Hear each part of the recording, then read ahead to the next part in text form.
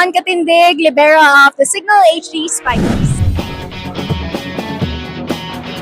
Sobrang happy, syempre, kasi it's a brand new conference, a brand new start for us na syempre, parang may bago kaming goals and ayun nga, natutuwa ako na na-apply namin lahat nung pinaghirapan namin sa training. Sobrang happy ako kasi syempre nakukuha na niya yung confidence niya and syempre dito ko para supportahan siya. Hi Team Awesome Nation! Thank you po sa pagsuporta sa amin and sana patuloy niyo kaming panoorin sa susunod naming games. See you!